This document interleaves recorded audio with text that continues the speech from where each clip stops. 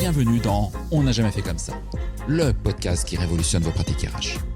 Vous en avez marre des méthodes RH de notre siècle ? Vous cherchez des solutions concrètes qui fonctionnent vraiment ? Alors vous êtes au bon endroit. Dans chaque épisode, je vous dévoile les stratégies qui marchent, les innovations qui changent la donne et les témoignages de ceux qui osent faire différemment. Ah oui, je suis Florent Le Tourneur, fondateur de We Feel Good. Et depuis 2016, ma team et moi avons transformé la communication RH de plus de 150 entreprises et collectivités. Notre mission ? Vous donner les clés pour attirer les talents, fidéliser vos équipes et booster l'engagement. Alors, rendez-vous sur www.wefeelgoodrh.com ou contactez-moi directement sur LinkedIn. Je vous offre un audit gratuit de votre communication RH et je vous mets le lien dans la description de cet épisode. Profitez-en aussi pour vous abonner à ce podcast pour ne rater aucun épisode, bien entendu. Alors, prêt à révolutionner vos pratiques ? C'est parti et excellente écoute. Ce podcast est soutenu par HelloWork, le premier acteur digital français du recrutement. Depuis 25 ans, HelloWork accompagne les entreprises avec ses solutions. Plateforme de recrutement, CV Tech, site carrière ou encore portail de cooptation. Plus de 50 000 pros RH l'utilisent déjà. Et vous ? Découvrez tout ça sur HelloWork Recruteur. Vous trouverez toutes les offres dans le lien en description de cet épisode. Hello à toutes et à tous et bienvenue sur On n'a jamais fait comme ça. Aujourd'hui, j'ai le plaisir de parler d'un sujet qui fait transpirer les DG et soupirer les RH en ce moment, la rému, le salaire. Alors mon invité, peut-être vous la connaissez, peut-être vous ne la connaissez pas, en tout cas vous allez la découvrir, c'est Sandrine Dorbe. Elle a fondé How Much, un cabinet dédié à la stratégie de rémunération avec une idée simple, le combien ne vaut rien sans le comment. Sandrine travaille sur la transparence salariale depuis longtemps et en ce moment, elle démonte les idées floues qui circulent sur cette directive européenne qui traîne avec une promesse, mettre de la clarté sans mettre le feu à l'open space. Sandrine est aussi autrice chez Duno d'un livre qui s'appelle « La rémunération n'est pas qu'une question d'argent ». Alors évidemment, spoiler, ça parle d'argent, mais ça parle pas que d'argent, ça parle aussi et surtout de confiance. Sandrine, un grand merci pour ta dispo, de participer à cet échange. Et j'espère que tu vas bien. Écoute, moi je vais très bien en cette saison où il y a beaucoup de rhumes et de grippe qui traînent, je me porte à merveille. Ouais, merci pour la petite dédicace parce qu'effectivement, j'espère que ça s'entendra pas trop à l'enregistrement, mais je suis bien enrhumé. On devait enregistrer en présentiel, on a basculé en distanciel. Voilà, donc mes excuses à mes auditeurs, auditrices si c'est un peu moins quali, mais on va quand même faire les choses. Alors avant toute chose, Sandrine, avant qu'on parle de cette directive européenne qui existe, qui n'est pas encore transposée, en tout cas à ma connaissance, mais tu vas nous en dire plus. Un certain nombre de personnes te connaissent, d'autres peut-être ne te connaissent pas, ou te connaissent pas bien. Déjà, tu parles beaucoup argent-salaire. Pourquoi ça ? Qu'est-ce qui est programmé chez toi pour nous parler rémunération, pépette, finance, euro, dollar ? C'est marrant comme question. Je pense qu'il y a beaucoup de gens de ma vie d'avant, j'ai envie de dire, de quand j'étais jeune, qui seraient très surprises que je traite ce sujet. Il y a aussi régulièrement des clients ou des clientes qui sont étonnés quand ils découvrent ma façon de penser et ma personnalité, que je traite ce sujet-là qui peut paraître un peu âpre. Tu vois, au moment où on enregistre, ce matin, j'étais à un webinar où personne disait la rémunération, c'est un sujet qui est un peu chiant. Et pas forcément. Ce qui, en tout cas, est programmé chez moi pour parler de rémunération, c'est une envie de justice. Tu vas voir où je veux en venir. Il y a quelque chose qui m'a marqué en entreprise et qui continue de me marquer, c'est que celles et ceux qui ont appris à parler d'argent et de rémunération s'en sortent toujours mieux que les autres. Tu vois, et c'est finalement quelque chose d'assez injuste quand on peut avoir de la pudeur, quand on peut avoir de la retenue, ou quand on n'a pas les codes pour parler de ce sujet. Au final, on est pénalisé très injustement.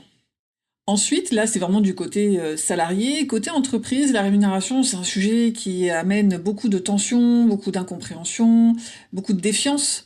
Et pourtant, moi, je suis profondément convaincue que quand on amène plus de transparence, alors même pas de la transparence au sens de la directive, on reviendra là-dessus, mais quand on est très clair sur les règles du jeu, on apaise le débat. Il y a quelque chose de plus sain, en tout cas dans le dialogue qui se met en place.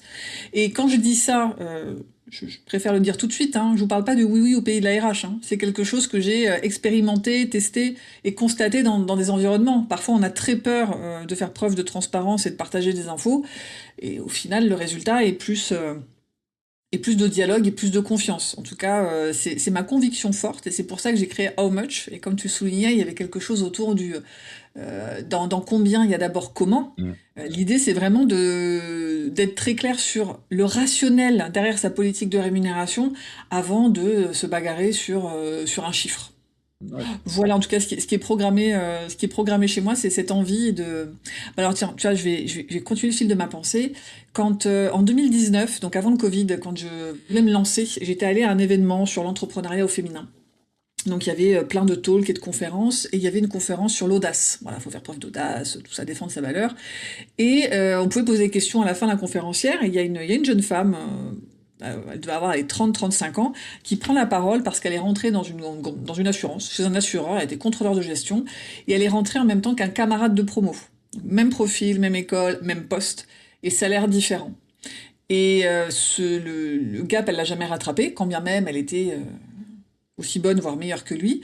Et tu vois, quand elle racontait ça, elle était très très émue. Enfin, elle s'est mise à pleurer en public. Et moi, ça m'a vraiment fait de la peine. Alors, ça m'a fait de la peine parce que je suis une petite chose sensible, certes, mais aussi parce que elle se remettait vachement en question de dire mais qu'est-ce que j'ai foiré dans ma vie pour en arriver là? Alors qu'en lui disant mais en fait c'est pas toi, c'est juste le système qui est mal foutu et c'est même pas contre toi et c'est même pas un système qui est mal foutu pour pénaliser des gens, c'est juste un système qui est pas pensé.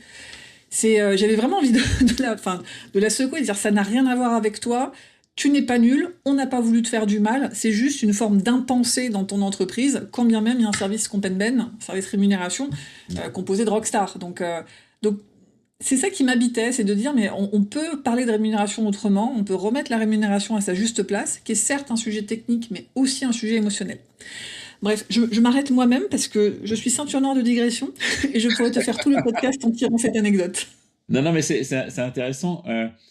Toi, tu étais une rockstar de la rémunération chez BNP Paribas. Tu étais au service Compenben chez BNP Oui, Paribas. Tu as été 8 ou 9 ans, je crois, en regardant ton profil LinkedIn ouais, j'ai été une dizaine d'années chez BNP Ouais. Paribas et j'étais en fin de carrière directrice rémunération d'une filiale de BNP Paribas. Ouais. Donc, effectivement, un joli poste. Et à quel moment tu t'es dit, tiens, ok, je sors de ce confort d'une très belle banque, Mm. un très beau poste, et je crée How Much, justement. Alors là aussi, hein, j'en reviens sur la petite chose sensible. Euh, J'étais dans un contexte personnel, enfin personnel, professionnel particulier. C'est-à-dire que moi j'étais directrice rémunération, mais en vrai j'étais directrice rémunération par intérim, parce que je faisais l'intérim du directeur rémunération qui était en arrêt maladie.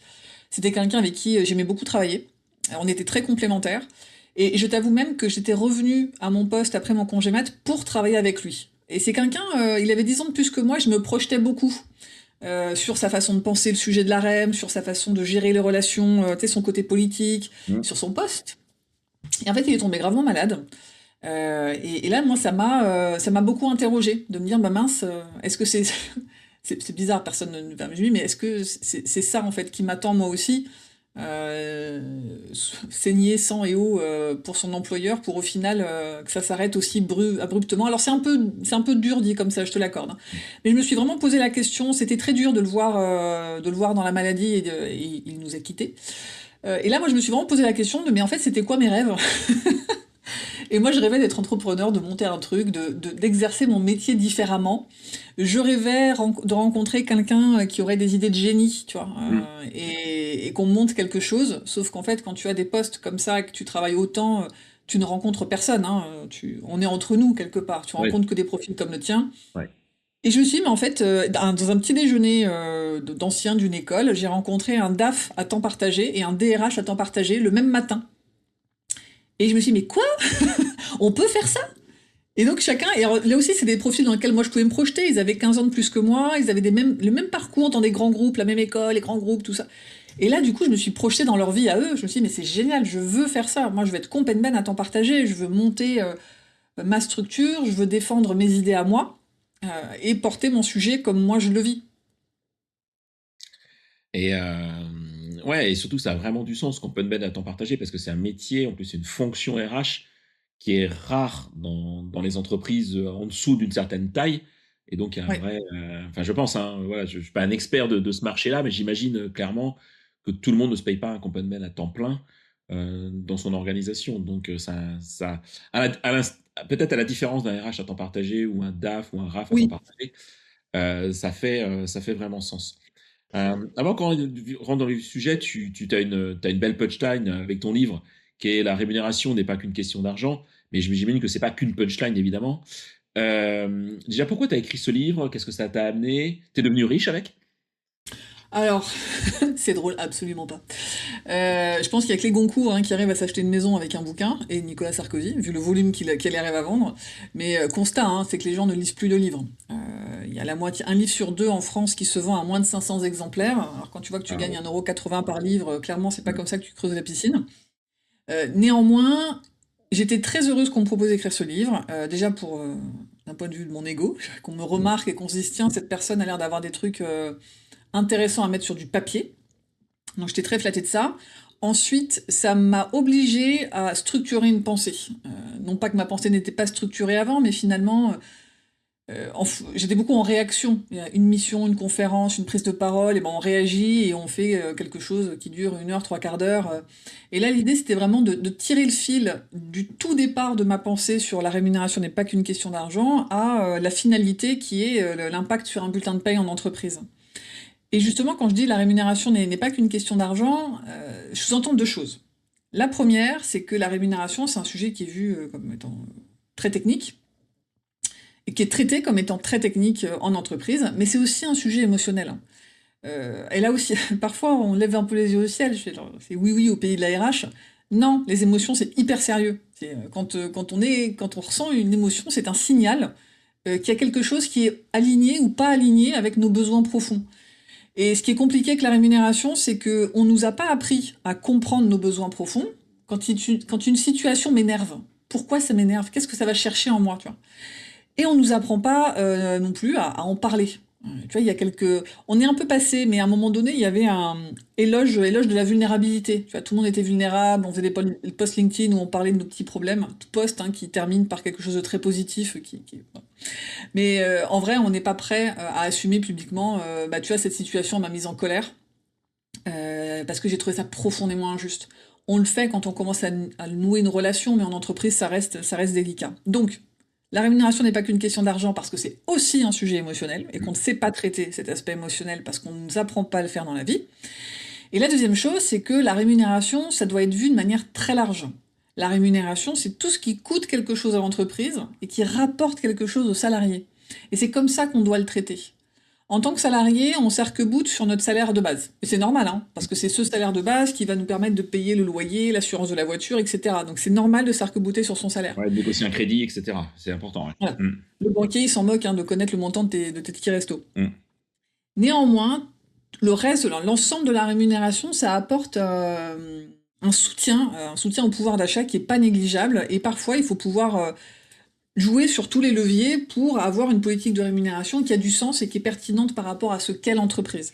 Ah, ok. Là, j'avais rencontré une entreprise, ça illustrait beaucoup ça.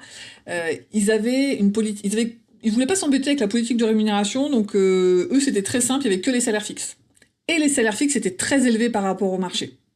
L'idée de base, c'était on n'aura que ça à gérer et on va mettre des salaires très élevés, comme ça on ne nous cassera pas la tête avec les primes, les avantages, la participation, intéressement, etc. Et en fait, les gens étaient très déçus. Les salariés se plaignaient de leur niveau de rémunération. Alors qu'à package équivalent, ils étaient vraiment au-dessus du marché, mais ce qui les frustrait, c'était l'impression de ne pas avoir des compléments. Donc voilà pourquoi la rémunération n'est pas qu'une question d'argent. Quand j'ai écrit ce livre, l'ambition c'était d'expliquer pourquoi est-ce que parler de rémunération c'est délicat en entreprise et comment est-ce qu'on peut faire différemment. Et faire différemment, c'est déjà prendre conscience du malaise et ensuite de construire une politique de rémunération qui a du sens pour la structure. Ok, très clair. Alors, j'ai envie qu'on zoome sur cette directive européenne, que tu nous en parles un peu plus. J'ai le sentiment que le sujet devient un peu plus mainstream, plus global, et pas que dans la fonction RH, parce que entre toi et moi, j'ai vu un reportage sur un journal de 13 heures, je sais plus si c'était TF1 France 2, alors tu vois, ça fait un peu le vieux qui regarde le journal de 13 heures, mais bon, ça arrive, où il parlait dans un langage, on va dire, très, très basique, de non-spécialistes de cette directive en interviewant des gens dans la rue en disant qu'est-ce que vous pensez de la transparence de la rémunération, bon, avec des clichés et un manque de connaissance totale effectivement de la vraie Mm. vie RH. Mais toi, si tu aujourd'hui tu devais expliquer, là on est fin janvier, début février 2026, si tu devais expliquer la directive à un directeur général, tu dirais quoi aujourd'hui? Alors, cette directive européenne, elle va contraindre les entreprises dans quelques mois, hein, on est quand même à une échéance assez courte, elle va contraindre les entreprises à être très claires sur les règles du jeu en interne. Les règles du jeu, c'est comment est-ce qu'on définit les salaires, comment est-ce qu'ils évoluent dans le temps, et d'ailleurs, elle va aussi contraindre les entreprises à être plus transparentes sur des moyennes de salaire à poste équivalent. Donc dans cette directive, qui est bientôt une loi, il y a différents dispositifs qui contraignent les entreprises à donner plus d'informations aux candidats et aux candidates, pour éviter justement un effet de négociation. Celles et ceux qui sont à l'aise pour négocier ne se gêneront pas et les autres seront un peu pénalisés. Non, là on va donner les mêmes informations à tout le monde. Règles du jeu pendant la vie en entreprise, avec un droit à la formation, et pour les entreprises de plus de 50 personnes, il y aura un reporting en plus à faire, en 30 secondes. Ok. Cette directive, ça fait quand même, honnêtement, moi, ça va faire un an qu'on en parle pas mal, que ça circule sur LinkedIn avec des posts plus ou moins vrais, plus ou moins faux, mais enfin, en tout cas, ça fait un an qu'on en entend beaucoup parler. Pourquoi c'est pas aussi rapide? La loi n'a pas encore été promulguée. Est-ce que c'est juste lié, je dirais, au temps de l'Assemblée nationale et un peu le foutoir qu'on a dans cette Assemblée Mm. nationale qui fait décaler les choses? Ou est-ce que tu penses qu'il y a peut-être une peur de législateurs d'aller réellement sur cette loi et on va y aller de toute façon, quoi qu'il arrive, si c'est pas début février, ça va être début mars, début avril, que la loi va être promulguée. Alors je ne sais pas si c'est la peur du législateur, mais force est de constater que le législateur a mis du temps à se saisir du sujet. La directive, elle date de mai 2023 et la précédente ministre du Travail s'est emparée vraiment du sujet, a commencé à travailler dessus en début d'année 2025. Donc il y a quand même un an et demi qui s'est écoulé. Ça a été l'occasion de réaffirmer des positions et des discours sur l'engagement du gouvernement, sur l'égalité homme-femme. Ok. Ensuite, il y a eu, oui, un effet de l'embouteillage parlementaire. Le problème, c'est que ce texte, il était quasi prêt.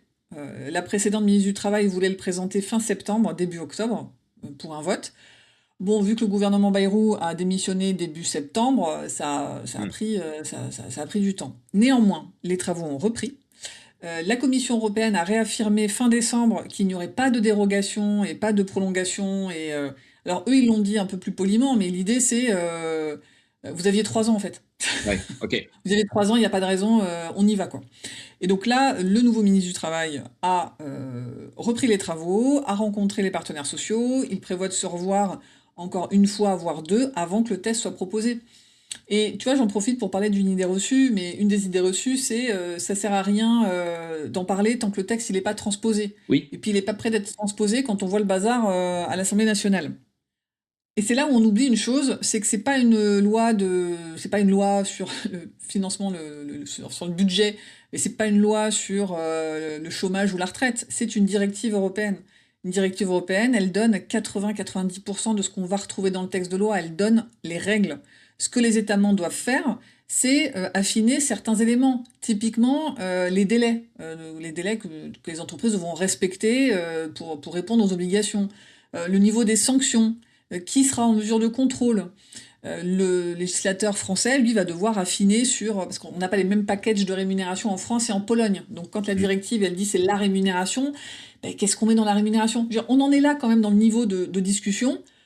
Donc rien qui est bloquant, en fait, pour commencer à entamer une réflexion globale sur comment est-ce qu'on va appliquer, enfin, on va se mettre dans ce texte. Ce que je veux dire par là, avec cette très très longue phrase, n'est pas Proust qui veut quand même, hein, parce que ce que je veux dire par là, c'est qu'il n'y aura pas de débat pendant 3 plombes au Parlement. Ok. Parce que le texte, on doit le passer tel quel. On sait ce qu'il y a dedans, et donc c'est une erreur, et alors je pèse mes mots, c'est une erreur stratégique que d'attendre que la loi soit passée, que les décrets d'application soient votés pour enclencher le chantier. Tu vois, j'ai une cliente qui m'a raconté une histoire que j'ai trouvée édifiante. et qui mériterait qu'on la raconte sur toutes les ondes. Donc je profite du micro que tu Vas-y. ne me tends pas, Mmh. mais que tu permets d'allumer à distance. Donc c'est une DRH d'une entreprise de 250 personnes qui avait du mal à convaincre son directeur général de se mettre en fait sur les travaux de mise en conformité. Le directeur général, lui, c'est juste qu'il dit une urgence à la fois. Si on se dit que la loi elle n'existe pas, on verra bien quand la loi elle existe, on a d'autres choses à traiter. Et en fait, cet automne, ils ont eu un gros problème qui est la rémunération, ou plutôt l'annulation des congés si on est en arrêt maladie pendant ces congés. D'accord. Parce que là, quand ça s'est tombé, il y a beaucoup de salariés qui sont venus la voir et ça a été très compliqué à gérer. Et donc, elle disait à son directeur général, mais enfin, là, on a 5 pimpins qui étaient concernés, justement, qui avaient été malades pendant leur congé, qui sont venus nous voir, ils avaient plus d'informations que nous et ils étaient hyper vindicatifs. Là, ce sera toute la boîte, en fait, qui va débarquer avec les infos, bonnes ou mauvaises, qu'ils vont voir dans les médias.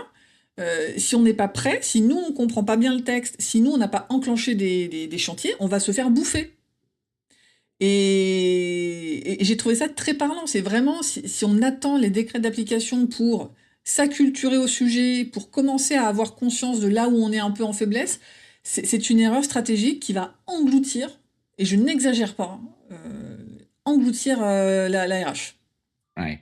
Et j'aime beaucoup ce que tu dis parce qu'effectivement, moi j'ai vu quelques posts sur LinkedIn, effectivement, de personnes qui disaient, bah, moi j'attends que la loi soit passée pour m'en occuper.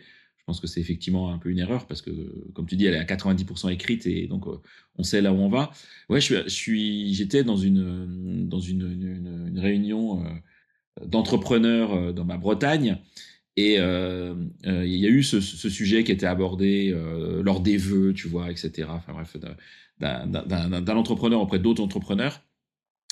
Et il y a quelqu'un qui a réagi dans la salle en disant, moi, de toute façon, je suis pas d'accord pour publier tous les salaires de tout le monde. Donc, j'appliquerai pas la loi. Qu'est-ce que tu réponds à ce genre de phrase qui me paraît un peu un mythe, en fait?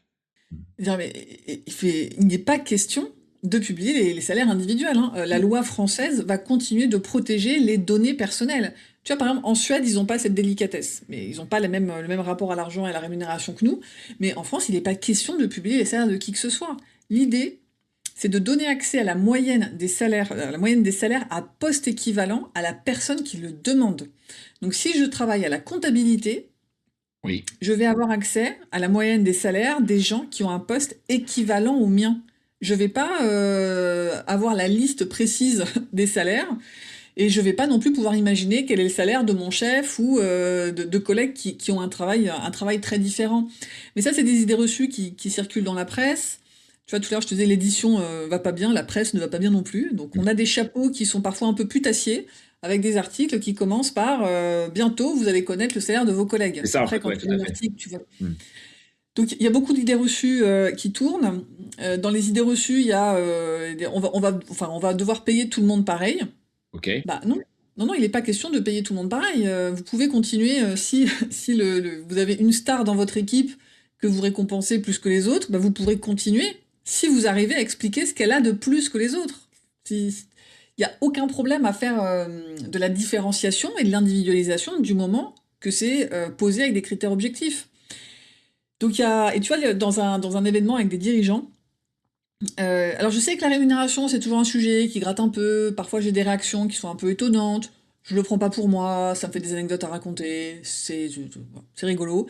Et une fois, donc dans un groupement de dirigeants, dirigeantes, il y a un monsieur au fond de la salle qui a commencé à contester en faisant des grands gestes, en disant mais non, ça s'applique qu'aux entreprises de plus de 100 personnes. Ok. Idée reçue. Et donc je dis, merci de me tendre la perche. Cette directive va s'appliquer absolument à tout le monde. Simplement, les entreprises de plus de 50 personnes auront une obligation supplémentaire. Et donc là, il se lève, le monsieur. Alors, je sais pas si tu vois la scène, hein, il se lève, il fait des grands signes au fond, en criant encore plus fort, en me disant, non, c'est pas vrai, ils ont dit 100. Mais c'est qui il?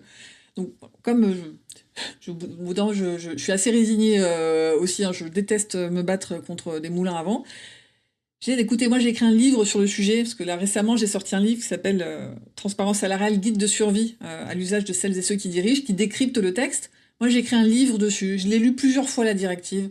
Maintenant, choisissez votre source. Mm. Et ce que le texte dit, c'est à partir. La directive, elle parle de 100 personnes, mais en France, on sera à 50. Pourquoi 50? Parce qu'on a déjà imposé l'index égalité homme-femme aux entreprises de plus de 50. Oui. Donc la précédente ministre a dit, il n'y a pas de raison qu'on rétropédale. Ce n'est qu'un reporting. Alors, c'est pas très radiophonique, mais je viens de faire des gros guillemets avec mes doigts. C'est qu'un reporting. Donc, les entreprises sont capables de sortir un index, elles seront capables de sortir le reporting qu'on demande. Mais ça s'adresse bien à tout le monde. Donc, même sur une entreprise de 10 personnes, eh bien, si on recrute, on doit donner la moyenne. Si on recrute, pardon, on doit donner une fourchette de salaire sur l'offre d'emploi. Si un salarié ou une salariée le demande, on doit lui fournir les informations sur la politique de rémunération et sur les moyennes à poste équivalent. On n'y dérogera pas. Donc, il y a tout un tas de mythes qui est véhiculé. Et tu vois, sur un plateau de télé, il y avait une personne qui disait qu'elle, c'était une ancienne dirigeante, et que c'était toujours très compliqué, les augmentations individuelles, les primes, et que c'était toujours sujet à négociation. Donc on se dit, jusque-là, on voit bien le problème, justement, de l'absence de règles, l'absence de cadre, et que si on lui avait imposé ça à l'époque, parce qu'aujourd'hui elle n'est plus dirigeante, en fait, elle aurait donné la même chose à tout le monde. Et comme ça, elle aurait été débarrassée. Et c'est marrant, sur les gens autour de la table étaient, ah bah oui, t'as raison, c'est évident. Mais là, c'est pas un problème de rémunération. C'est même pas un problème RH, en fait, c'est un problème de courage managérial, de gouvernance même, j'irais jusqu'à dire, parce que si une dirigeante n'est pas capable de définir ce qui est important pour elle dans l'entreprise, ce qu'elle veut valoriser, et de l'expliquer à ses équipes, c'est pas un problème d'argent, là, c'est pas un problème de rémunération, le problème il est ailleurs, et c'est pas la directive qui va empêcher ou améliorer ça. Et d'ailleurs, sur ce même plateau, tiens, une autre idée reçue, dans la directive, on prévoit d'empêcher les recruteurs-recruteuses à poser des questions sur le salaire d'origine, Ouais. le salaire précédent. Mm. Et donc, il disait, bah voilà, ça va bien plomber les entreprises parce qu'on ne connaîtra plus les prétentions des candidats et des candidates, et déjà qu'on a du mal à recruter, mais pas du tout. On peut demander aux gens combien tu veux. Juste, on n'aura plus le droit de leur demander, t'es à combien? Et là, l'idée, elle est claire, c'est d'éviter le biais de recrutement. Biais de recrutement qu'on voit dans plein d'environnements où on a un budget de 60, la personne en face, elle nous dit qu'elle a 50, et on se dit, bah chic, si je lui propose 55, ça lui fait déjà un gap de 10%, et il me reste de la marge de manœuvre. Et cette personne, son écart, elle le rattrapera jamais. Et c'est une évidence. Et on le sait. Très, très clair. Quand tu disais que je suis salarié à la compta et puis je peux demander de connaître la rémunération ou la moyenne de rémunération des personnes qui ont un poste équivalent au mien, très concrètement, ça va se passer comment? Je frappe à la porte de la RH, je fais un message, est-ce je dois passer par les représentants du personnel? Comment est-ce que ça fonctionne en fait, ces choses-là, très concrètement, de manière très pratico-pratique? Ce que la directive prévoit, c'est que les salariés fassent la demande à la RH. Maintenant, dans les entreprises, il y a des choses je vois là, chez des clients, ils mettent des choses en place pour que ce soit un flux organisé et pas inonder la boîte mail de la RH. Oui. Et l'entreprise, le texte français prévoit 2 mois. L'entreprise a 2 mois pour répondre. Ok, d'accord. Ce qui, tu vois, quand j'ai lu ça, il y a quelques mois, quand j'ai lu ça, j'étais soulagée, genre, ah bah ouf, on va avoir un peu de temps pour se poser sur la data et produire une stat pertinente. Et après, je me suis rappelé de ma vie de salarié, et je me suis dit, mais 2 mois, 2 mois, ça va leur paraître énorme. Et si, pour une raison ou pour une autre, on dépasse le délai, et ça peut aller vite, hein, pour peu que tu aies un peu procrastiné, et puis pouf, la personne qui était en charge de la data dans ton équipe, elle s'est pété une jambe au ski, et pouf, t'as un problème social à gérer dans l'entreprise, bah ta stat, tu l'oublies. Et tu réponds avec une journée de retard, et là, en fait, ce qui est pour toi une broutille opérationnelle devient, côté salarié, une provocation. Oui, un irritant fort, en tout cas, ouais. Donc, je sais plus où j'allais avec cette idée, mais en tout cas, la directive, elle reste vague. Les salariés doivent faire la demande à la RH, et la RH a 2 mois pour répondre. Si jamais, parce que la stat, on doit la fournir au global, la moyenne à poste équivalent, elle est de 50 000, et on doit fournir le découpage homme-femme. Ok. Et alors, imaginons qu'à poste équivalent, il n'y ait qu'un homme ou qu'une femme. On va dévoiler son salaire. Forcément, oui. Eh bien, dans ce cas, ce qui est prévu, c'est que la donnée ne soit pas remise à la personne qui en fait la demande, mais qu'elle soit remise soit aux partenaires sociaux, soit aux délégués du personnel, soit aux défenseurs des droits, qui devront challenger la donnée. Voilà. Qui devront ensuite transmettre l'information, mais anonymisée, donc ils n'auront pas le droit de dire en fait, on a vu que le seul mec de ton équipe il est payé tant, mais ils auront le rôle de challenger et ensuite de rendre des comptes aux salariés. Waouh. Ouais, donc ça s'organise tout ça quand même. Ça, c'est un Donc sujet. ça s'organise. Et Ouais, puisque je te parle des partenaires sociaux, ce qui ouais. est, ce qui est intéressant avec ce texte aussi, c'est qu'on leur donne un vrai rôle. Euh, Si tu as plus de 50 salariés, tu dois faire une batterie de reporting. Dans le reporting que tu dois faire calculer les moyennes à poste équivalent entre les hommes et les femmes. Et si tu as un écart de plus de 5% sur un poste précis, un poste de valeur égale, un emploi de valeur égale, pardon, eh bien tu dois mener des actions. Enfin, tu dois dire aux partenaires sociaux, voilà ce qu'on a constaté, et voilà les actions qu'on... Et c'est là où il y a quelque chose que parfois les entreprises elles n'avaient pas appréhendé. Elles me disent, mais ça on le fait déjà avec l'index, on leur présente déjà des choses. Bah oui, justement, l'index, l'obligation, c'est de présenter aux élus. On va plus ou moins dans le détail en fonction du climat social, en fonction de ce qu'on a l'habitude de faire, mais l'obligation, c'est vraiment de présenter l'index. Là, avec la directive, l'idée, c'est vraiment de travailler avec les élus. Et donc, c'est de leur dire, sur tel emploi, on a constaté un écart de plus de 5%. Maintenant, il faut qu'on travaille ensemble pour comprendre d'où vient l'écart, Mm. pour poser un plan d'action et pour suivre la bonne conduite de ce plan d'action. C'est-à-dire que dans les entreprises, va falloir former, moi je dirais, il va vraiment falloir former les partenaires sociaux, les délégués du personnel, pour qu'ils soient en mesure de bien comprendre les enjeux autour de la rémunération dans l'entreprise, bien comprendre les enjeux business aussi, et qu'on soit capable de travailler tous ensemble. Et là, tu sens bien que dans les environnements où le climat social il est déjà un peu chaud, Ça peut ça être fait un sympa. peu peur. Ça peut être sympa. Et quand on dit présenter la rémunération, c'est juste le salaire brut mensuel ou tout doit être présenté, les avantages, la rému variable, etc.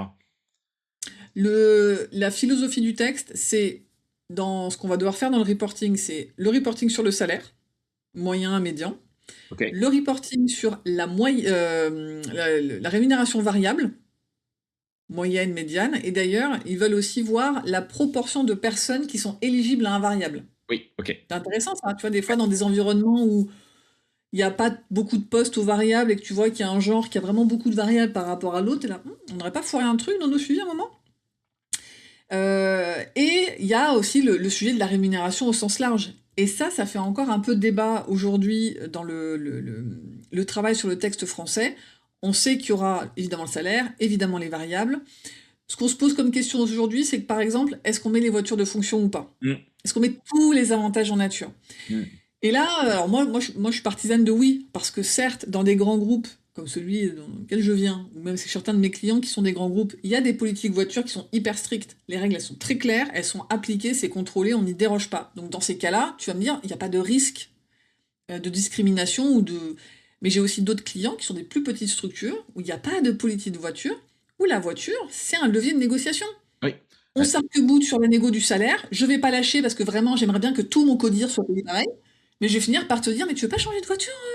Ouais, Parce que la voiture, mais c'est intéressant parce que moi, tu vois, j'étais RH dans une entreprise où effectivement, j'avais ce pouvoir de négo de la voiture de fonction que j'attribuais ou que j'attribuais pas en fonction pas du matin quand je m'étais levé, hein, non, selon mais la des négo. leviers. Ouais, et puis j'avais des négos en disant, bah oui, mais moi j'ai 4 enfants, ah oui, alors donc bah, on va te mettre un Renault Espace, à l'époque c'était une Renault Espace pour les plus anciens pour nous, plutôt qu'une berline. Et puis, en fait, dans l'absolu, tout le monde comprenait, tu vois, que Martine elle a une Espace plutôt que Jean-Jacques qui a qu'une Mégane parce qu'il n'a pas d'enfant. Tu vois, maintenant, aujourd'hui, si on prend du recul, on a cette législation, bah, il y aura une différence entre quelqu'un qui a une berline et puis quelqu'un qui a un monospace ou un gros SUV parce qu'il a une situation familiale et que c'était une négo, en fait, tout simplement. Voilà.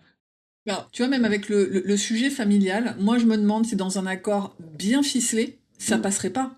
Tu vois, Ok. de se dire, bah oui, chez nous, un des critères, et tu le lis à plein de choses, tu dis, chez nous, c'est important, et on est prêt à prendre ça en charge pour les familles.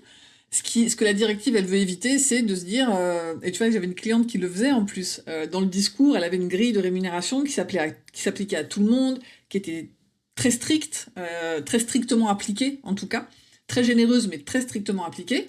Mais en fait, donc, quand je la rencontre, elle m'affirme ça. Elle me dit non, non, mais nous, on n'a pas de problème, on a une grille, tout le monde est dans la grille, il n'y a pas de sujet. En fait, quand tu creuses, il n'y a pas de sujet, pas de sujet, mais en fait, ceux qui sont pas contents de la grille, ben, ils négocient un variable. Et ceux où le variable, ça suffit pas, ben, ils négocient une bagnole. Et puis là où ça suffit pas, ils vont négocier plus de jours de télétravail.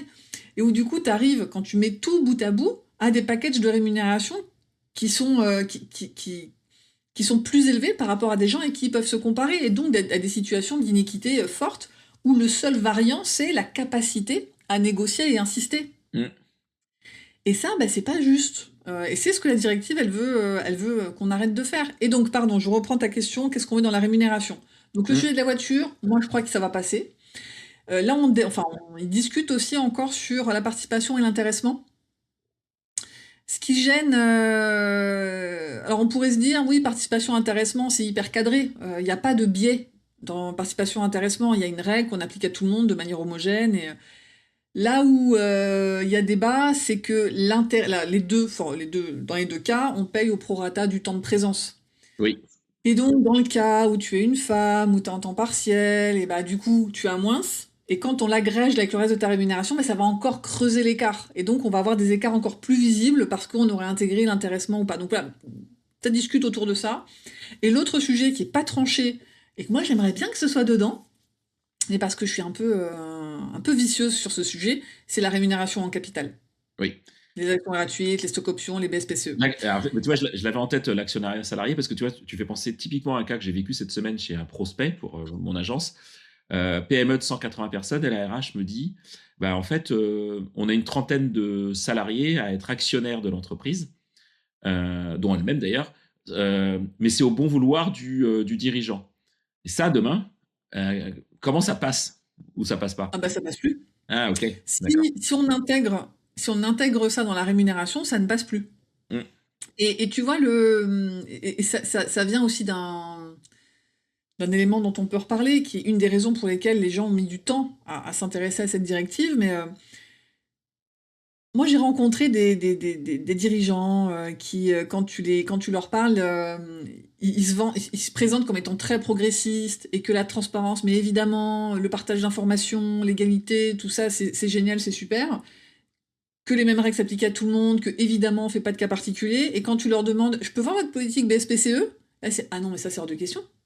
Ça c'est moi qui décide. Mais tu décides en fonction de quoi? Ah bah je sais pas, mais bon, c'est moi qui décide, c'est mon truc. Je veux pas que qu'on mette son nez là-dedans et ah. Donc en fait on veut bien être progressiste et transparent et égalitaire, si on a encore sa petite caisse noire qui nous permet de faire nos petits trucs quand ça nous arrange. Je suis un peu sévère là-dessus, mais parce que je l'ai trop entendu et j'en ai un peu marre, mais en tout cas, on ne sait pas. Si ça rentre dans le cadre de la rémunération tel que l'entendra le texte français, eh bien, terminer les attributions à la tronche, il va falloir mettre des critères. Et c'est possible, hein, il y a plein d'entreprises qui ont des critères pour leurs actions gratuites, enfin pour la rémunération au capital. Et si ça passe pas, ben, ça restera le truc un peu... Parce que tu vois, là tout à l'heure, on parlait de voitures comme levier de négociation, mais il y a des boîtes où le levier de négociation, c'est les BSPCE. Mm. Et du coup, bah, en fait, il y en a qui vont en avoir plus juste parce que ils connaissaient bien le système et ils ont insisté pour en avoir. Et c'est pas parce qu'ils étaient les plus performants ou les... Et dans l'idée de la loi, ça, c'est plus normal. Ok. Si on met la rémunération capitale dedans. Mais, donc, suspense, on va voir dans quelques semaines ce qui sera retenu. Ok, là, c'est hyper intéressant. Et puis, dernier cas, tu vois, que j'ai en tête, je te pose des questions très précises, du coup, je sais pas si tu as la réponse ou pas, mais tu vois, je pense à la mutuelle d'entreprise, Ouais, dont le minimum est de 50%, enfin, sauf si je me trompe. Mais tu vois, moi, je vois des entreprises qui le prennent en charge à 100%. ouais, Donc, elles ont le droit, enfin, je peux, sauf faire de ma part, de ouais, la prendre à 100%, et y compris des enfants. Mais tout le monde n'a pas oui. d'enfants. Donc, ça veut dire que l'avantage net, il n'est pas le même d'une personne à l'autre selon le nombre d'enfants qu'elle a dans sa famille. Ça demain, euh, est-ce que tu penses que la loi va prendre en compte la situation familiale en disant ben, c'est normal parce que madame ou monsieur a 2 ou 3 enfants et donc l'entreprise a Oui. décidé de prendre en charge 100% de la mutuelle des enfants et point barre, quoi. Absolument, on reviendra pas sur là-dessus, on reviendra pas là-dessus. Et tu vois, ça me fait penser à. Alors, je t'assure, il y a un lien. C'est la banque Shine, Oui. une banque pour indépendants qui s'appelle Shine, qui a longtemps communiqué sur la transparence de sa politique de rémunération. Alors à l'époque, il y avait un petit simulateur sur leur site internet, je pense qu'il existe encore, mais ils en sont à ce niveau de transparence-là, où on peut aller regarder si vraiment si j'allais bosser chez eux, combien je pourrais prétendre. Et eux, dans leur politique de rémunération, à un moment, je sais pas si ça existe encore, donc si ça existe plus, ne me tombez pas dessus, c'est juste que je ne suis pas assez cette entreprise. Il y avait un complément de rémunération si on avait des personnes à charge. Ouais, ok. S'il y avait des personnes à charge, et ben, à l'époque, c'était 1 500 € en plus. Et quand ils parlaient de ça sur les réseaux sociaux, il y avait beaucoup de gens qui leur tombaient. Alors, il y avait des gens qui disaient oui, c'est super, hein, et il y a plein de gens qui leur tombaient dessus en leur disant mais attendez, moi j'ai fait le choix de pas avoir d'enfants ou j'ai pas pu avoir d'enfants, c'est pas juste. Et ça, je l'entends. Ce que dit Shine, c'est dans notre monde à nous, la solidarité, c'est important, et dans notre politique de rémunération, ça se matérialise par soutenir les gens qui ont des personnes à charge. Donc ça peut être tes enfants, mais ça peut être ta mère qui a Alzheimer. Bien sûr. Mm. Donc, et ça, pour nous, c'est important. Si pour vous, ça, c'est inaudible, ben, venez pas travailler avec nous, parce que je pense qu'il y a trop de choses qui vont pas, on va pas s'entendre. Et je trouvais ça intéressant les politiques de rémunération comme ça, très tranchées sur des grands principes, qui font que tu attires les gens avec qui tu vas avoir des valeurs en commun, et que tu repousses ceux qui déjà te trouvent insupportable en regardant juste tes posts LinkedIn. Voilà, donc ça me faisait penser à ça, mais là, dans ce cas-là, il y a un fait objectif qui est le soutien à la vie familiale. Alors maintenant, on parle beaucoup de pouvoir d'achat, mais ça peut être un soutien au pouvoir d'achat quand quand t'as une famille à charge ou quand t'as des ascendants à charge, bah oui.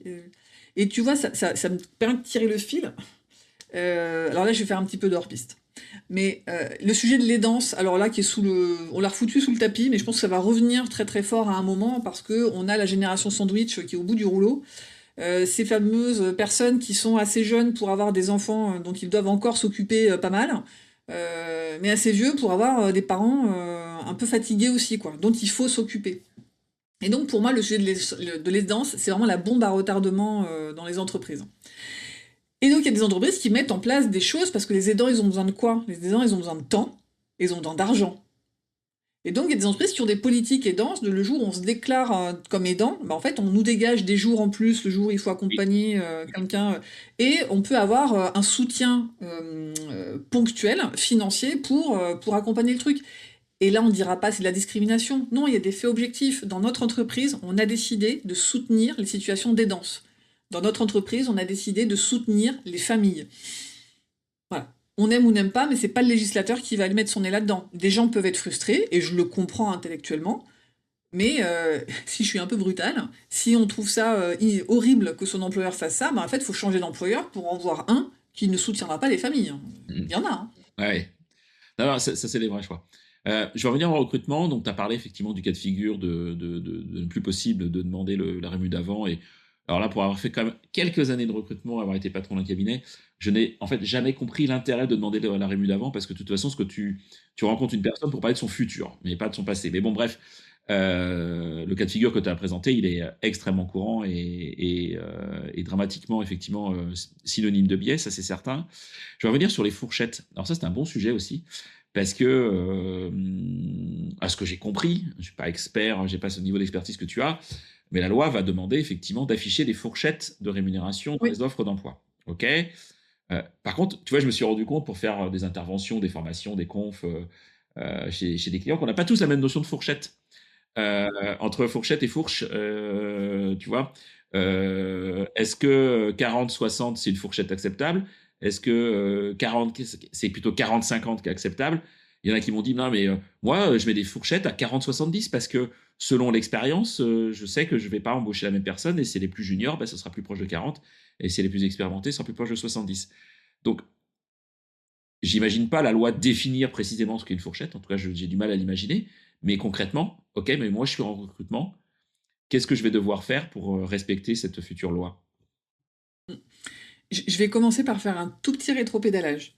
Ok. La directive, dans ce que le texte de la directive dit, c'est que les candidats et les candidates doivent recevoir les infos avant le premier entretien et que l'entreprise doit le certifier.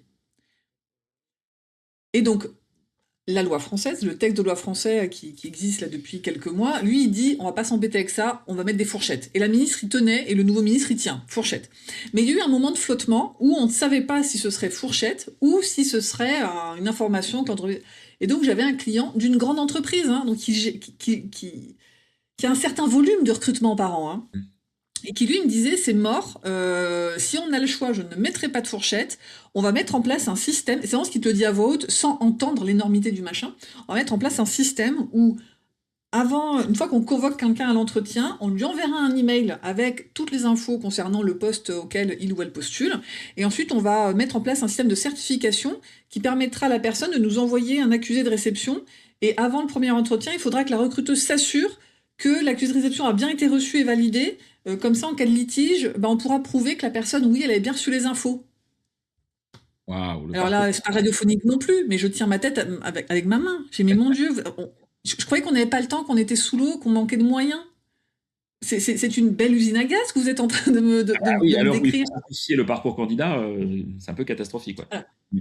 Bon, là, typiquement, la question a été tranchée, ce sera une fourchette de salaire. Et je ne pense pas non plus que le texte de loi sera très précis là-dessus. En fait, je trouve ça difficile d'être précis là-dessus. Pour moi, ce sera la jurisprudence qui va Ouais, dire. OK, d'accord. Maintenant, il faut faire preuve de bon sens et pas penser uniquement au moment où on poste l'annonce. Il faut penser au coup d'après. Le coup d'après, c'est les candidats et les candidates qui vont dire mais ils se foutent de qui? Mmh. Aujourd'hui, où il n'y a pas encore d'obligation de fourchette, on sait que les offres où il n'y a pas de fourchette de salaire, elles reçoivent moins de candidatures. Mmh.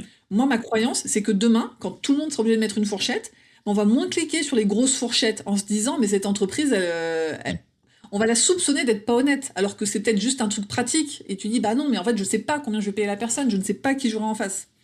Donc et ensuite, donc ça c'est le coup d'après, mais le coup d'après après, c'est quand tu as mis un petit 40-70 et que tu as Kevin, qui lui s'est projeté sur un petit 65 000 euros, alors que quand tu le rencontres, toi tu vas plutôt lui proposer 45, la douche froide de Kevin. Mmh. Mmh. Et va lui expliquer, quand bien même tu as les meilleurs arguments du monde, on le sait qu'on n'est pas toujours très objectif sur notre situation, sur ce qu'on vaut. Donc je veux dire, mais évitons de nous faire mal, mettons des fourchettes le plus cohérente possible. Bon, la difficulté, c'est que la cohérence, ça va dépendre d'un poste à l'autre. OK. Moi, je pense que sur des postes, par exemple, de jeunes diplômés, tu vois, de jeunes sans expérience, ta fourchette, si elle fait plus de 5%, on a un problème. Ouais. Parce qu'il n'y a aucune raison que des gens qui ont zéro expérience aient déjà un gap de 5%. Par contre, sur un poste au CODIR, là, oui, là, je comprendrais qu'on ait besoin d'un peu plus de marge, parce qu'on ne sait pas qui va postuler. Est-ce que c'est quelqu'un qui a déjà eu un poste en comité de direction avant et qu'on va positionner plutôt sur l'autre fourchette, ou c'est quelqu'un qui a le potentiel d'être en comité de direction mais qui ne l'a jamais été et qu'on va positionner plutôt en bas, parce que donc là, je comprends qu'on ait besoin d'une grosse fourchette. Sur certains postes, on va peut-être avoir besoin de fourchette. Et quand je dis grosse fourchette, c'est pas plus de 10%, parce qu'après, Ouais. parce qu'après, moi, quand je dis ça, je te le dis à voix haute, je pense à comment est-ce que je vais expliquer aux candidats ou aux candidates que je le Ouais. mets en bas de la fourchette. Ouais, je comprends. Je comprends ce que tu veux dire. Tu vois, moi, j'ai vu une boîte où j'ai trouvé plutôt bien. Ils se disent, bah, sur des postes non cadres, on met 5 cadres fourchettes. Et sur des postes cadres, hors exception, cadre sup ou super expert, on met 10 cas de fourchette, quoi. C'est entre le min et le max, c'est 10 cas. Voilà, c'est ce qu'ils se sont fixés. Je me suis dit, bon, c'est déjà correct. Parce que tu vois, tu peux expliquer effectivement. Par exemple. Tu peux aller chercher voilà, les différences Ouais, ouais. de seniorité. Et il y a une chose aussi qu'il faut pas oublier, quand je dis penser au coup d'après, Mm. ton offre d'emploi, elle sera visible de tous tes salariés. Hein. Oui, bien sûr. Ah bah, ça, c'est clair. Donc, quand sur mon poste, le poste que j'occupe, et que je suis pas assez payé, parce qu'on n'est jamais assez payé pour ce qu'on fait, je vois que tu recrutes quelqu'un dans mon équipe entre 40 et 70, le premier truc que je me dis, c'est quelqu'un autour de moi à 70 000. Mm. C'est qui? Qui a plus que moi? Et tu vois, en fait, ça va générer des questions et des trucs qui ont pas lieu d'être. Et puis pourquoi on propose 70 alors que moi, ça fait 5 ans que je suis là, Mm. j'ai pas été augmenté depuis 2 ans, c'est pas... Enfin, facilitons-nous un peu la vie en prenant une décision qui, au départ, peut paraître inconfortable, mais qui va éviter certains écueils derrière. Ok, c'est vraiment, vraiment intéressant. Tu as parlé des partenaires sociaux Oui. du CSE. Moi, j'aurais tendance à imaginer, je ne sais pas ce que tu fais toi avec tes clients par rapport à ça, ce que tu préconises, mais que peut-être même si c'est pas obligatoire, peut-être écrit, c'est pas une obligation, je pense que ça peut être intéressant de mettre les partenaires sociaux dans la boucle pour les sensibiliser, leur expliquer, qu'ils soient des relais, qu'on discute avec eux, etc.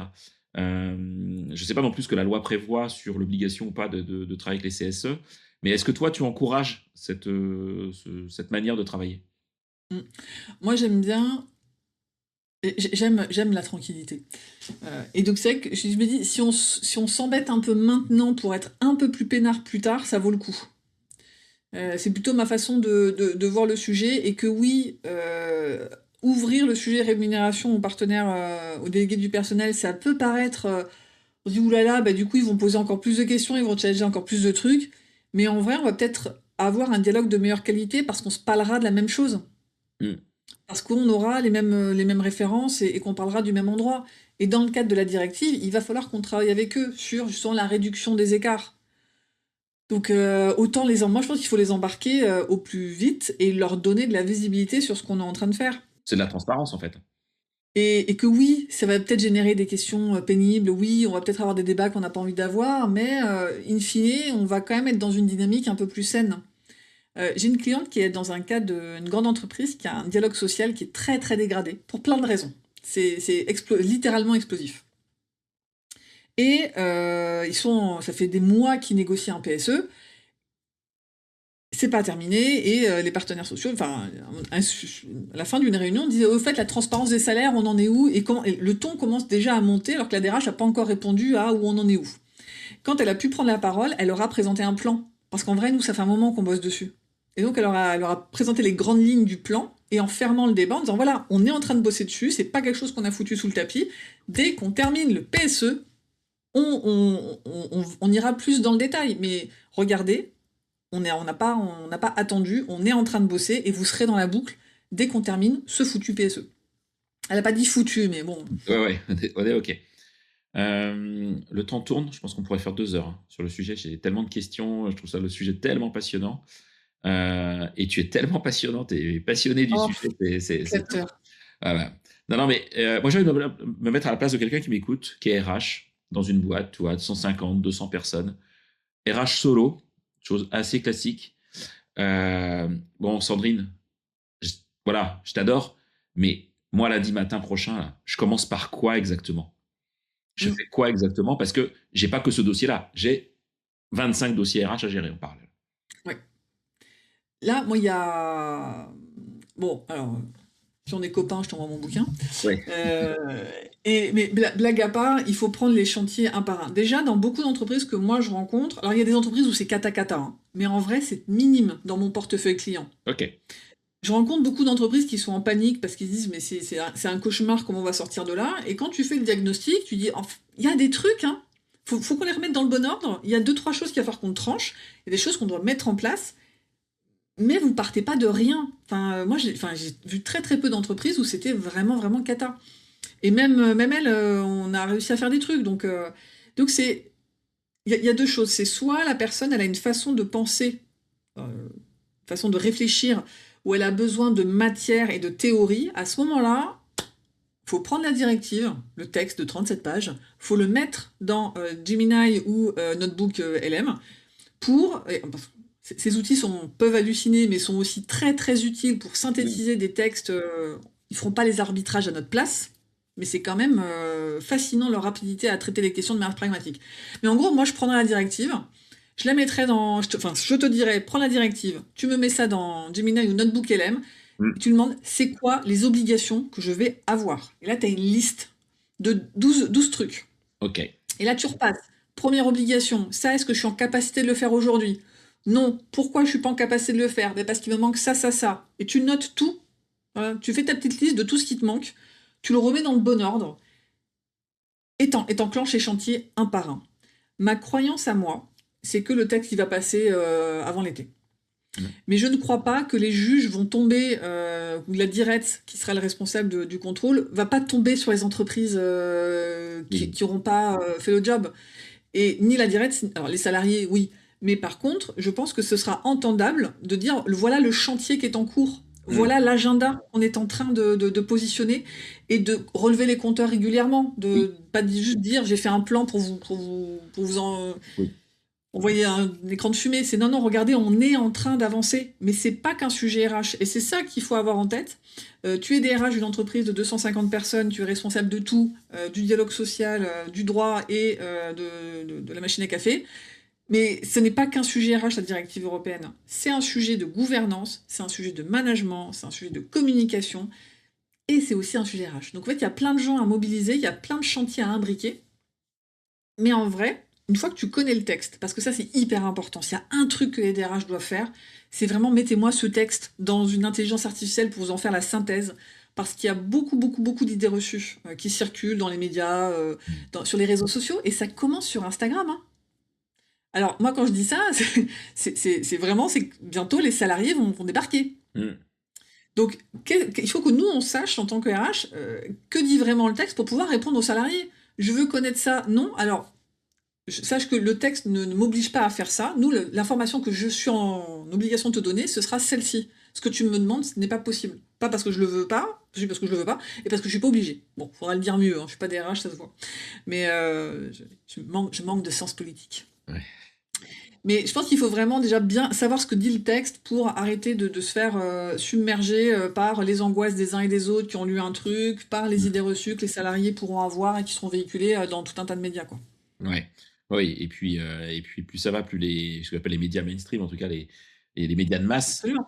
qui sont forcément impactants, enfin, il suffit d'être expert d'un sujet pour se rendre compte que des fois les journalistes sur des émissions type journal télévisé font des raccourcis dinguissimes. Donc Oui. Et voilà. bien, tu vois, très récemment, Mm. j'ai passé beaucoup de temps avec une journaliste. Ouais. Tout ça pour me faire rappeler, tout ça pour qu'après, elle mette pas le bon nom. Mais bon, ça, c'est un autre problème.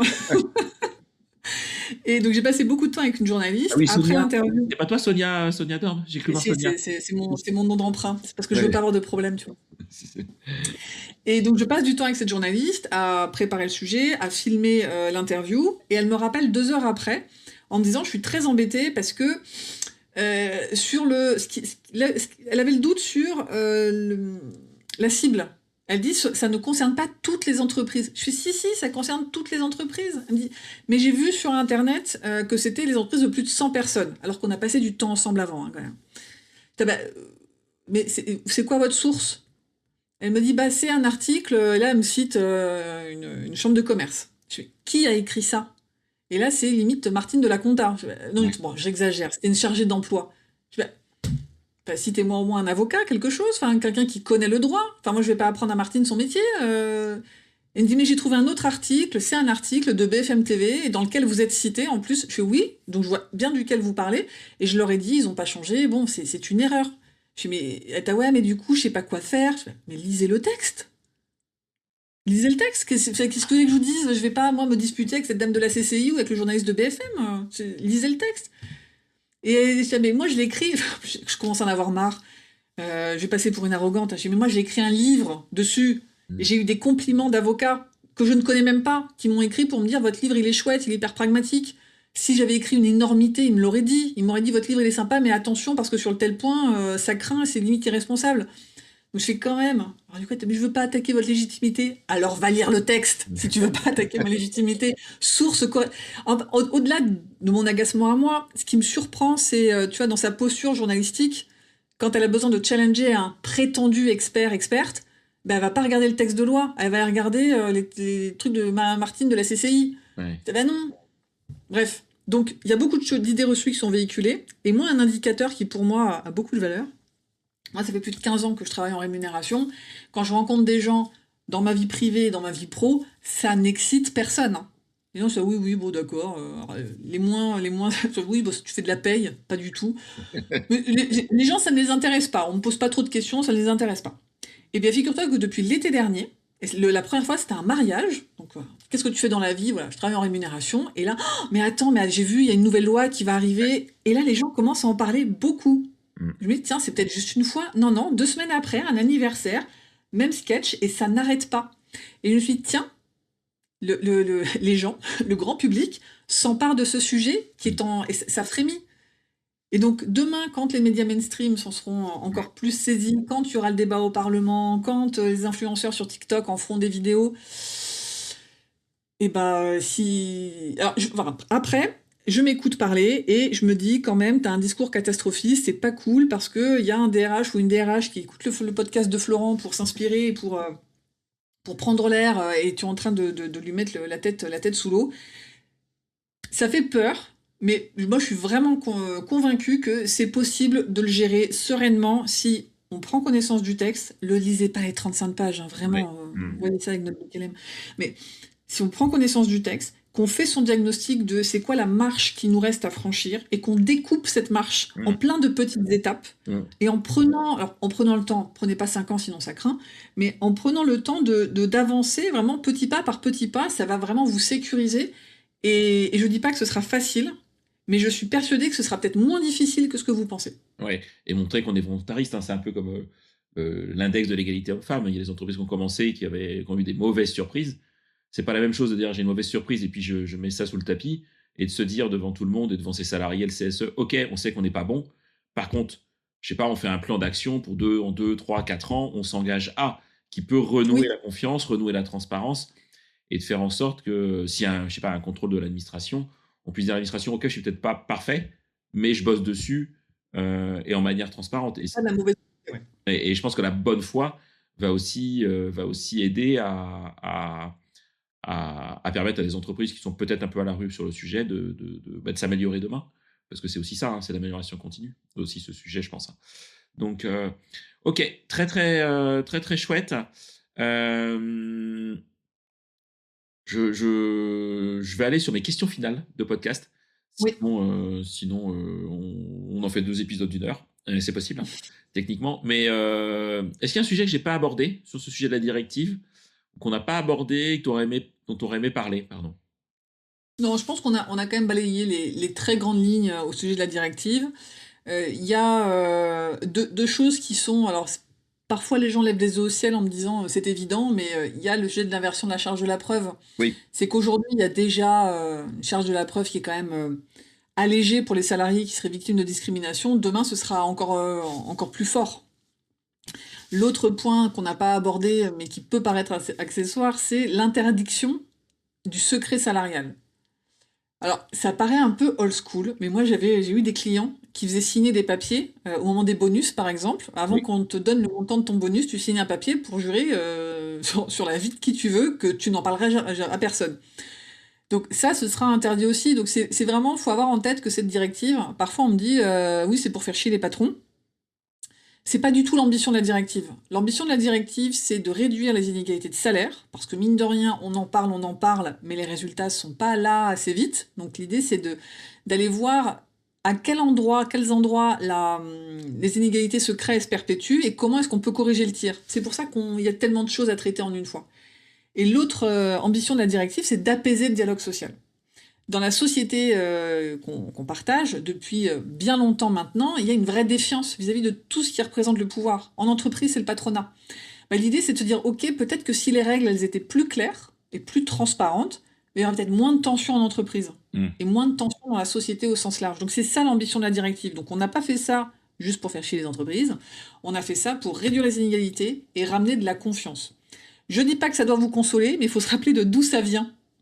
Et pourquoi on le fait? On le fait collectivement pour réduire les écarts et rebâtir la confiance. Ok, très très clair. Merci. Est-ce qu'il y a une anecdote pro que tu n'as jamais racontée à un micro encore? Un truc que tu pourrais nous dire, tu as pu anonymiser évidemment, mais quelque chose que tu n'as encore jamais dévoilé à personne? Oui, alors je vais vous le dire, mais je peux pas donner trop de détails parce que sinon Bien ce serait sûr. grillé. Ouais. Un jour, quelqu'un m'a approché pour me faire une proposition de mission. Mm. Il n'y a rien qui allait dans la proposition. Rien. Ni le ton, ni le contenu, ni l'environnement, rien. Et bon, je décline poliment. J'attends quelques mois. Alors, pas 6 mois, mais j'attends bien 3 mois. Au bout de 3 mois, j'en fais un post LinkedIn. Non pas pour... J'ai nommé personne. Hein. J'ai aussi changé des éléments pour Oui. qu'on ne sache pas. Voilà. Mais juste pour dire, voilà, ça se passe en 2020 et quelque chose. C'est pas OK, en fait. C'est pas OK de dire ça à quelqu'un. Et là, je vois que le manager de la personne que j'ai au téléphone me contacte. Bonjour madame, il faut qu'on parle. Je me dis, oups, je vais me faire gronder.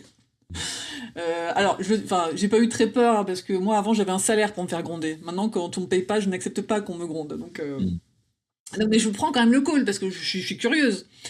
Et la personne me dit, oh là là, mais vraiment, j'ai lu votre post, j'ai adoré, c'est tellement drôle. Quand même, les gens, ils sont culottés, hein. Ok. Et vraiment, j'ai ri, vous avez pas idée. Vous C'est n'avez pas ça. idée de à quel point les gens sont culottés, oui, c'est ah non, parce que du coup, et elle me raconte, cette personne me raconte l'activité qu'elle exerce et comment ils combattent tout ça. Je suis là, eh bien, écoutez, bonne chance. C'est une belle mission que vous vous êtes donnée, je soutiens.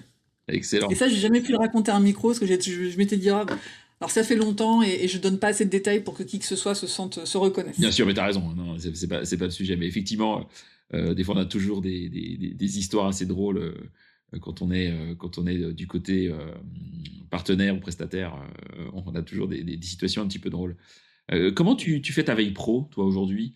Est-ce que tu prends le temps? Est-ce que tu t'es organisé? Tu t'es structuré de l'IA? Comment tu Alors, gères ça? je suis pas organisée et ça me manque. Ça fait des années que je dis, j'aimerais bien faire ça le lundi matin. Ne faire rien d'autre le lundi matin que de la veille, je n'y arrive pas. Donc je le fais au fur et à mesure de la semaine. Alors c'est un peu ringard, mais je lis la presse. Mmh.